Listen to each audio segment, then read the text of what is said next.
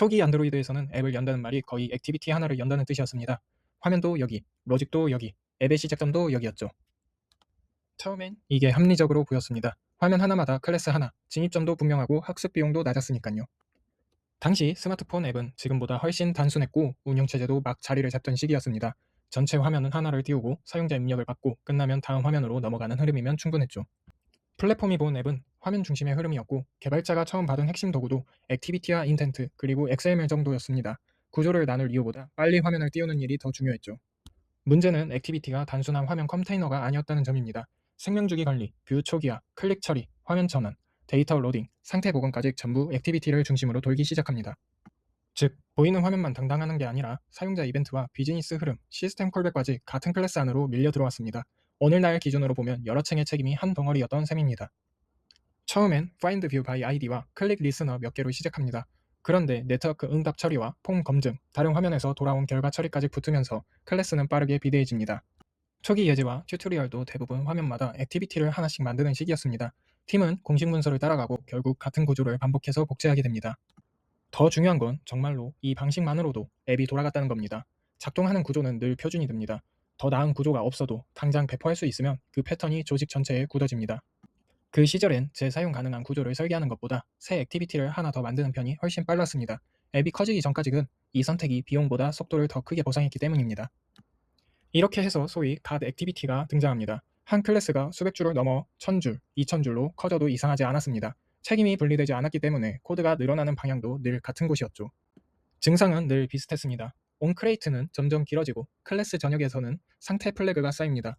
버그를 하나 고치면 전혀 다른 버튼 동작이 깨지는 식의 부작용도 흔해졌죠. 여기에 안드로이드만의 독특한 조건이 하나 더 얹힙니다. 바로 생명주기입니다. 액티비티는 단순한 화면 객체가 아니라 운영체제와 대화하는 공식 창구였고 그래서 시스템 대응 코드까지 같은 클래스에 머물렀습니다. 사용자가 보는 건 화면 하나지만 시스템 입장에서는 onCreate, onStart, onResume, onPause, onStop, onDestroy 같은 단계가 계속 오갑니다. 개발자는 화면 로직을 짜면서 동시에 이 변화를 전부 의식해야 했습니다. 문제의 핵심은 사용자 관점의 로직과 시스템 관점의 로직이 같은 파일에 섞였다는 점입니다. 사용자는 버튼을 눌렀을 뿐인데 개발자는 저장과 복원, 재생성까지 함께 처리해야 했죠. 특히 화면 회전은 악명이 높았습니다. 사용자는 그냥 기기를 돌렸을 뿐인데 액티비티는 파괴됐다가 다시 만들어질 수 있습니다. 입력값이나 스크롤 위치를 놓치면 바로 어색한 화면이 드러났죠. 그래서 개발자는 상태를 저장하고 다시 복원하고 뷰를 다시 연결하고 진행 중이던 작업을 다시 맞춰야 했습니다. 기능을 추가할수록 생명주기 대응 코드도 함께 불어나는 구조였죠. 분리할 마땅한 표준이 없다 보니 비즈니스 로직도 액티비티 안으로 들어옵니다.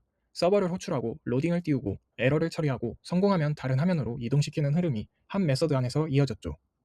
처음엔 모든 걸 한 곳에 볼 수 있어서 편해 보입니다. 하지만 변경이 쌓일수록 액티비티는 중심이 아니라 병목이 됩니다. 작은 수정 하나에도 이 파일 전체의 문맥을 다시 읽어야 하니까요. 그런데도 팀들은 이 구조를 버리지 못했습니다. 이유는 단순합니다. 플랫폼 기본 단위였고 공식 가이드도 그랬고 작은 앱에서는 정말 빠르게 결과를 냈기 때문입니다. 이제 세 번째 핵심으로 넘어가 보죠. 화면 전환 역시 액티비티 중심이었습니다. 다른 화면으로 간다는 건 대부분 새로운 액티비티를 띄운다는 뜻이죠. 화면 전환의 매개체는 인텐트였습니다. 어디로 갈지, 무엇을 보낼지, 어떤 동작을 기대하는지를 메시지처럼 담아서 넘어갑니다. 구조적으로는 단순하지만 앱이 커질수록 계약이 키값 위에 쌓이기 시작합니다. 그 시대를 가장 잘 보여주는 메서드가 Start Activity for Result입니다. 화면을 열고 사용자가 작업을 마치면 결과를 다시 현재 액티비티로 돌려받는 방식이었죠. 흐름만 보면 꽤 직관적입니다. 호출한 화면이 다른 액티비티를 열고 사용자가 작업을 마치면 셀 리절트로 값을 돌려주고 원래 화면에 온 액티비티 리절트가 그걸 받아서 이어서 처리합니다. 하지만 앱이 커지면 이야기가 달라집니다.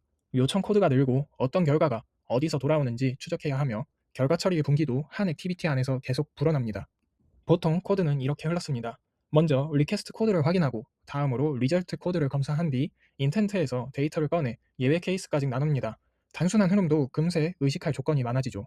예를 들어 목록에서 상세로 가고 상세에서 편집 화면을 열고 편집 결과를 다시 받아 목록까지 반영한다고 생각해보세요. 화면이 늘어날수록 호출 관계와 결과 전달 경로도 함께 얽힙니다. 그래서 개발자는 요청 코드 상수를 관리하고 널 여부를 확인하고 데이터를 반복해서 파싱해야 했습니다. 콜백 하나를 빠뜨리면 조용히 버그가 생기는 경험도 흔했죠. 중요한 건 화면 전환이 단순한 UI 이동이 아니라는 점입니다. 내비게이션, 상태 전달, 결과 처리까지 모두 액티비티에 강하게 결합되면서 구조 문제는 더 깊어졌습니다. 정리하면 초기 안드로이드의 현실은 이렇습니다. 화면 단위 개발이 기본이었고 빠른 출시가 우선이었고 책임을 나눌 도구는 부족했습니다.